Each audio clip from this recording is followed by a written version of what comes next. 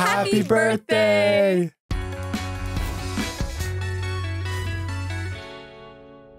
100 years ago, today, a child was born. His name was Russell. And now he's 100 years old. A whole century. That's a whole century. That's like 3 of my lifetimes. Okay, which is a good segue to that.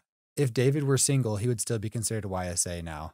So that's another big change. What is happening right now? That has nothing to do with, I mean, I guess kind of, but. Sorry, I've been looking the whole day to make that joke. And that's the first reference. You referenced your age, and so it just came out. So basically in this episode, we want to talk about how long 100 years is. References for it. Yeah, like the guy was born in 1924.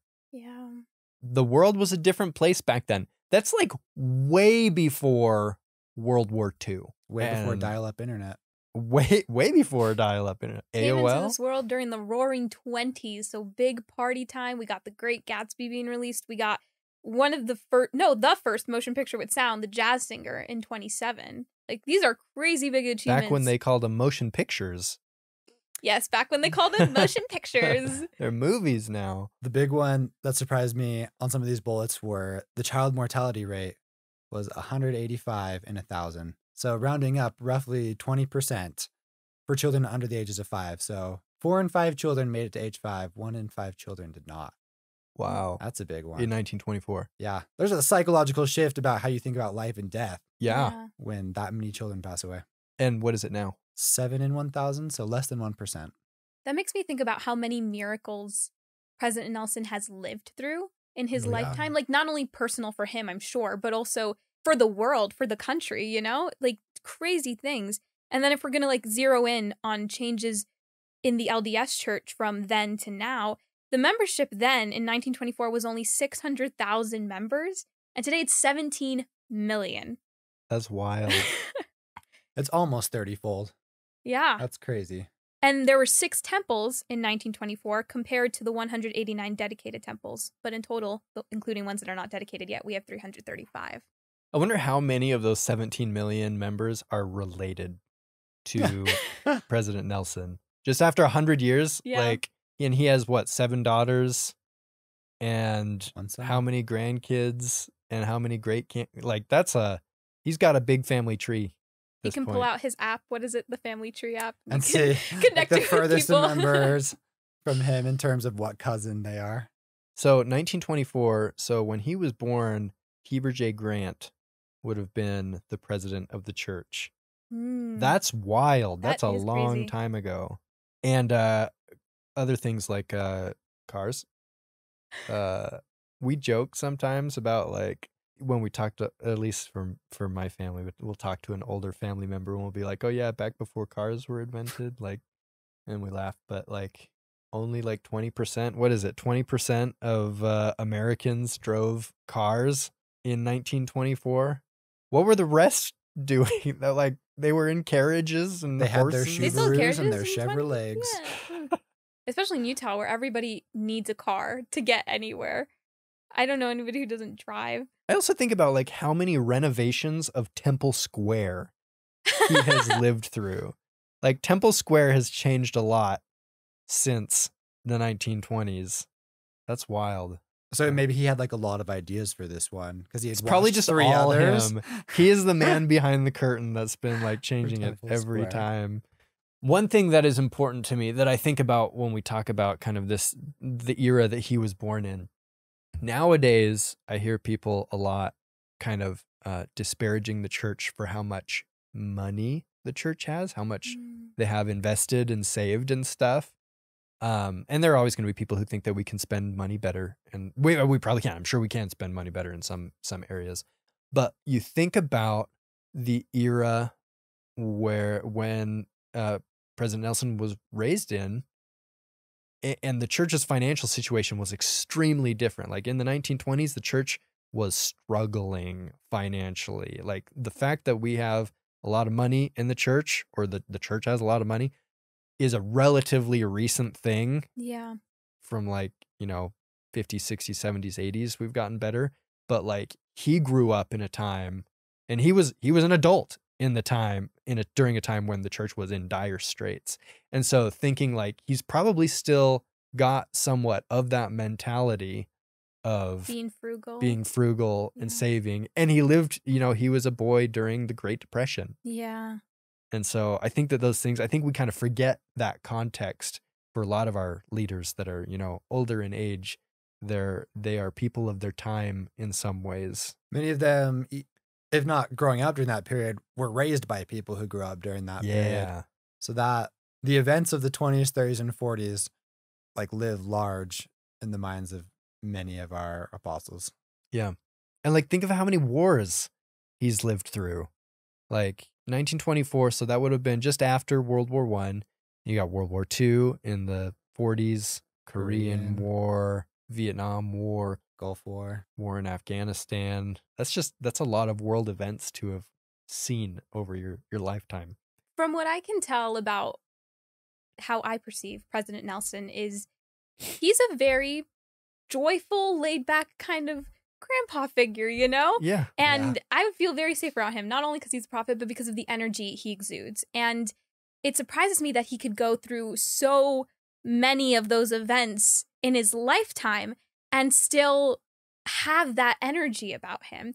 And it reminds me of his talk, correct me if I'm wrong, because I actually wasn't a member yet. Was it the 2016 General Conference where he spoke about joy and how joy has less to do with the circumstances of our lives? No, it wasn't 2016. Was it 2016? It was either 2016 or 2017. It was like one of his first two. Right.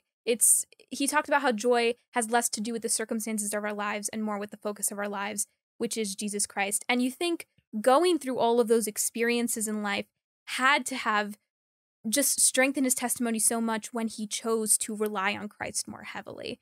So it kind of gives more depth and meaning to his words when you know the history that he's lived through. As someone in the medical field, he has told some very personal stories over the pulpits of people that passed away, even in his surgical care. He has the story of two siblings and their whole family had the same heart defect. Anyways, both of them passed away after he performed like a cutting edge surgery, or really, I think he was the first person to try and pioneer an operation for this thing. And I'm sure he's seen a lot of other people, tons of people pass away because of like lacking medical technology to that point. And then he has seen medical technology evolve to the point where all of those cases and people could be saved. And from one perspective, you could be very grateful that that's there now. But a cynical person could also say, look at like how many lives could have been saved. Like what a shame that all of these people in the past that I've seen in my medical practice passed away because we didn't have X, Y, and Z. But he is a very optimistic person. And whenever he mentions medical advances or the subject, he's always grateful for the additional light that God has revealed. And it's really cool to see that optimistic attitude and like all development and changes that he discusses. I love that. Absolutely. On a personal note, when it comes to like the Holy Ghost, my personal experiences with the Holy Ghost, I don't get like emotional very often. It's pretty rare that happens. But I remember I was at my grandma's house and it was during General Conference. It was President Nelson's first General Conference as president of the church. And we stood up and we were sustaining President Nelson. And I wasn't expecting anything. I wasn't looking for any kind of, confirmation from the Spirit. But all of a sudden, I just felt the Spirit kind of settle over at least me. And I got really emotional. I got really choked up as we were sustaining him. And it was just so surprising to me because that doesn't happen to me. And it was just a confirmation to me that like this guy is supposed to be there. I had a similar experience with the same event. I'm gonna confess something. Don't worry, it's not egregious, guys. But what it is that on my mission in like the year before, President Nelson was one of my least favorite apostles. Really? Like his talks and his addresses and the way he spoke, every time he got up, I was like, oh, I just wasn't my favorite. Like, didn't dislike him, but I also don't dislike potatoes. I just don't put them on my plate when we're at family dinners. Like, potatoes are great. If that's the only thing there, I'll eat them. But like, if there's rice and like rolls, like potatoes are not touching the plate. That's the same thing. To capture my emotional journey. That was very vivid. And thank you. He even visited our mission and I warmed up to him there. I thought, he's not such a bad guy. He is called of the Lord. And then when the Psalm Assembly happened, it was a spiritual experience. I wasn't expecting anything either. I remember being a little pro of apartment, raising my hand to sustain him, and the Spirit just testifying, this is my prophet. This is the prophet of God.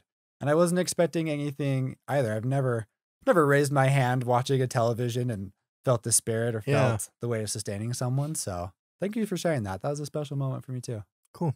I love how both of you had basically had these experiences that shown you that he is supposed to be there, because it speaks to the time that we had during COVID. And I remember during COVID, I would hear a lot of members say, how divine and beautiful is it that our prophet is also a medical professional while we are going through this time in history. So that is cool. It just adds to the fact that, yes, this is from God. You were talking about how optimistic he is earlier. And I think that that's especially poignant considering how much he's seen. Like, he's seen real evil in the world. Like, he went through World War II and all these other wars, and he's lost his wife and a child and all these other things that he's experienced personally and seen in the world. And you would think that he would have every reason to be pessimistic and have this really dark, grim, negative outlook on life. And he's also like never going to retire, you know, like he's going to work as, you know, the prophet. The light at the end of his tunnel is the light at the end of the tunnel. Mm-hmm. It's hard. Like it's hard, but he's so optimistic and positive and chipper and enthusiastic. And I'm not worshiping, but I think he's really cool.